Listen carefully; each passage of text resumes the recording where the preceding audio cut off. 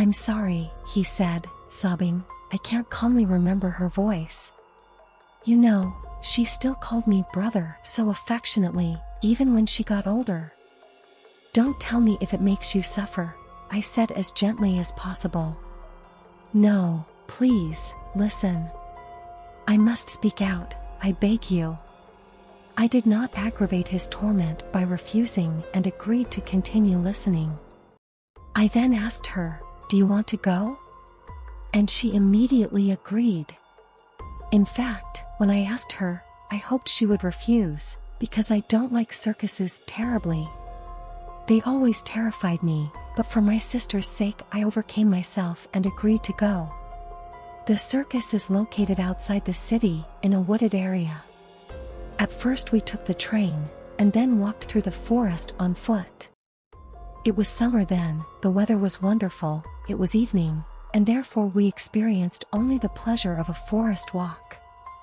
At the circus, I had to exert considerable willpower to suppress all the negative emotions that one kind of tent caused me. The little sister, on the contrary, was full of joy. How old was she then? 16. Yes, a 16-year-old girl who loves circuses. We went inside, sat on a bench and waited for the show to start.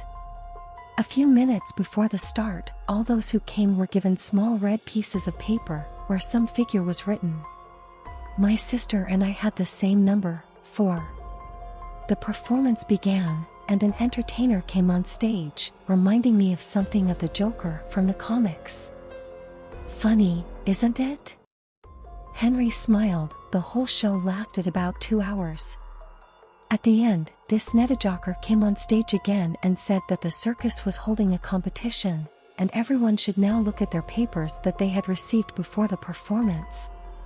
Then the entertainer said that all those whose papers have the number 4 written on them are the winners in the qualifying round and should immediately go on stage to participate in the competition.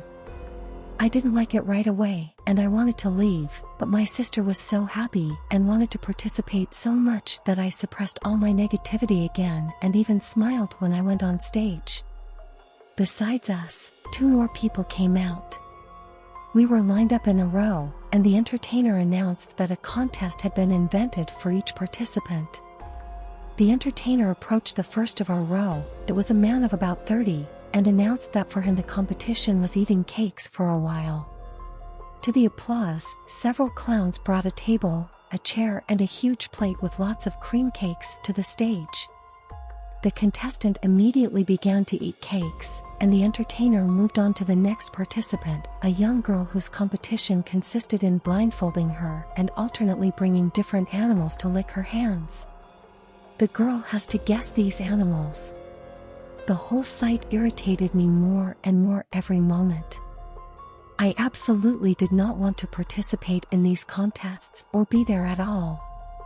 Henry sighed and continued. Maybe it was worth just grabbing my sister and running from there. After the girl, it was my sister's turn. She had to dance in a circle of girls dancing with ribbons, while she had to not get entangled in these ribbons.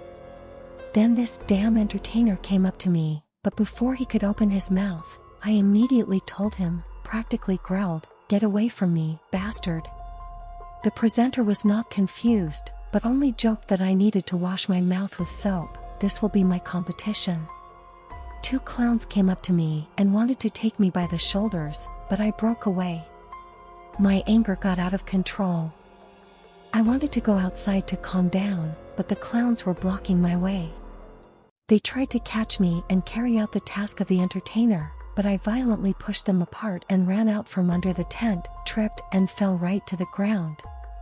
The performance started at 6 in the evening, and it was supposed to end at 8, but once I was outside, I realized that it was already the middle of the night. Time flew by completely unnoticed. My sister and I could not catch the train, so I turned around to go back to the tent, but he was no longer there. Henry couldn't hold back the tears anymore. He put his head in his hands, and his sobs filled the room. It was only after I injected him with a sedative that he managed to stop sobbing. I decided that it was unprofessional of me to torment a person like that, and I told him to go to bed, but he practically begged me to listen to him, and, without knowing why, I agreed. The tent was gone, and in its place I saw only a few large torches, illuminating. Oh my God, Henry again covered his face with his hands. I know you won't believe that such a thing is even possible, but then there, among the torches, I saw a crowd of half-decomposed corpses instead of circus actors. Bones protruded from their rotten flesh, which was swarming with worms. Now I saw that the man who ate cakes for a while was not fed cakes at all. These corpses tore off pieces of flesh from themselves and stuffed them into that man's mouth, and he greedily swallowed the disgusting pieces. With the girl, everything was the opposite. The living semi-skeletal remains themselves ate her, and she just laughed and said, "Oh, that's like a dog. Ha ha ha, and this is probably a goat." At first I experienced only shock, but when my gaze reached my sister, the cold paws of fear squeezed my fervently beating heart and threw it into the black waters of despair.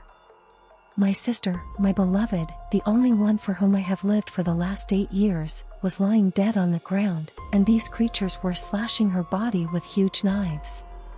When I saw this, my mind dissolved, my vision blurred, and, not feeling my own body, I fell to the ground. When I woke up in the morning, I immediately ran to report the incident to the police. I told them everything I saw. What a fool I was. I couldn't even think about how the police would take my words. I can imagine how it looked from the outside. Some crazy guy leads the police to 3 corpses and says that these people were killed by a troupe of rotten circus performers. Do I need to tell you that I was recognized as a murderer, and even insane, although, probably, this is just for the best. They say it's better here than in the zone. Henry looked with his tired eyes into mine, and said, "Now you know how I got here." I didn't find anything to say to him, so I just gently patted him on the shoulder and offered to rest.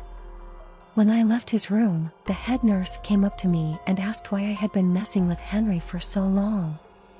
"Yes, we had a little conversation with him," I replied. "What is it about?"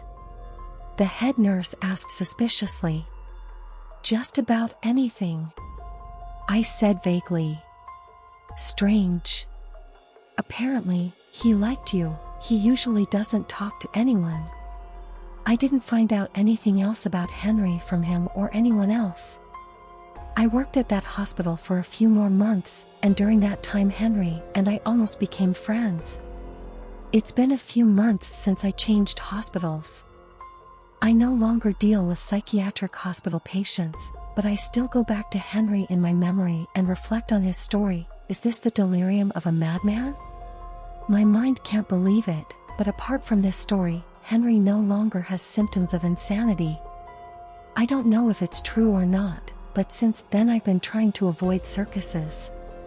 Just in case.